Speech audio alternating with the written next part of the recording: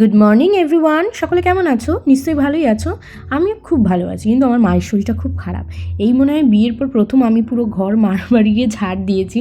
তোমরা আগেও এসে দেখেছো, কোনোদিনও আমি ঘরটার ওইসব ঝাড়টার দিইনি, কিন্তু মার এতটাই শরীর খারাপ বাধ্য হয়ে আমার ঘরটা ঝাড় দিতেই হয়েছে। যাই হোক, ঘরটা ঝাড় দেওয়ার পর ছেলেকে পাঠিয়ে দিয়েছিলাম বম্মাদের ঘরে, ওর মিমির কাছে খাবে বলে বায়না করছিল, তাই খাবার করে ওর মিমির ঘরে পাঠিয়ে দিয়েছি। ওই যে ও খাবারটা খাচ্ছে আর এ মাথা দৌড়াদৌড়ি করছে, তাই আমি একটু দেখতে গেছিলাম যে খাচ্ছে নাকি। ও আবার ওর বড় ঠাম্মিদের বাড়ি গেলে পিপির কাছে খাবে, আর এইদিকে আমাদের বাড়ি আসলে আমার দিদির কাছে খাবে, মানে ওর মিমির কাছে খাবে।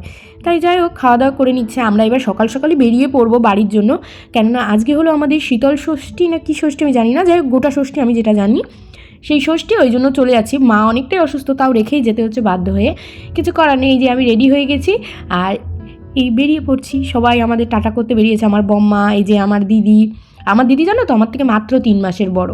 যাই হোক, ও সবাই মিলে এসছে আমার রাস্তা অবধি, মানে আমি যখনই বাড়ি আসি না কেন ওরা সবাই মিলেই আসবে আমাকে রাস্তায় এগোতে। মা, বাবা, দাদা, দিদি, বম্মা, যেই থাকুক না কেন, আমার জেঠু, সবাই মিলে আসবে। তা জেঠু আর দাদা নেই, তাই জন্য ওরা দুজনেই এসেছিলো, সঙ্গে মা এসেছিলো আমাকে এগিয়ে দেওয়ার জন্য। এই যে আমি টোটোয় উঠে চলে যাচ্ছি, আর ভিডিওগুলো করে দিয়েছে আমার মা।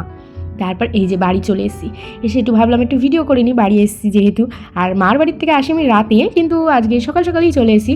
আর যেই ড্রেসটা পরে, এটা কিন্তু আমার মার।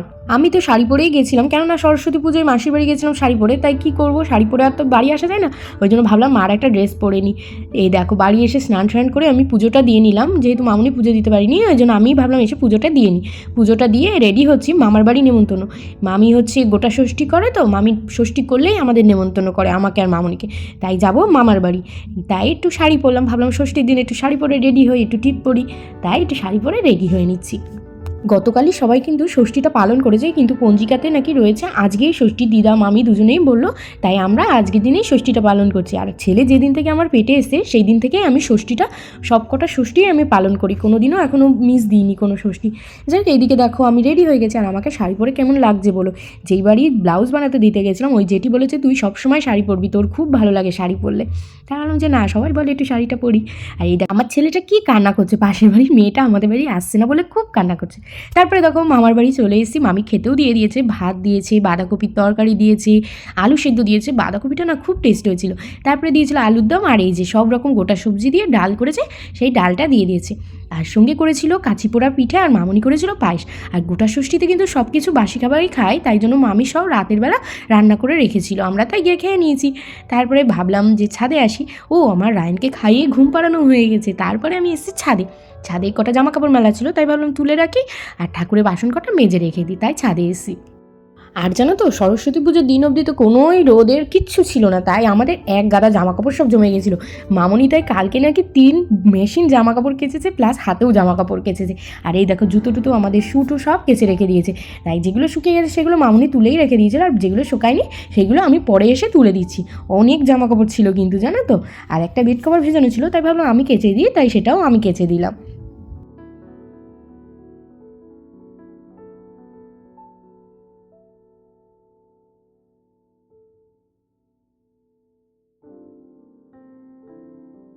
আর এই যে কামরাঙা গাছে কামরাঙা হয়েছে, তাই ভাবলাম একটা তুলে খাই। এটা কিন্তু পাকেনি, তাও আমার খুব খেতে ইচ্ছে করছিলো, তাই ভাবলাম তুলি। আর একটা তুলেছিলাম পাকা।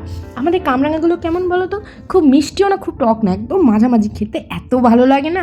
তাই কাঁচা থাকতে আমি তুলে খেয়ে নিয়ে যে দাঁড়িয়ে দেখো খাচ্ছি। তাই ভাবলাম একটু ভিডিও করি আর খাই। আর এই যে চারিদিকে পাখি ডাকছে, তাই ঘুরে ঘুরে দেখছি কোন গাছে কী পাখি ডাকছে।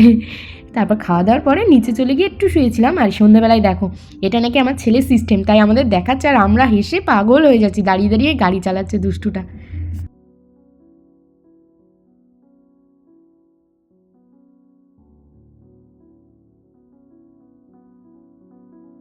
এই দেখো, সবার জন্য সন্ধ্যেবেলায় চা বানিয়ে নিলাম, আর 2 ধরনের বিস্কুট নিয়ে বসে পড়েছি, আর সঙ্গে মুড়ি।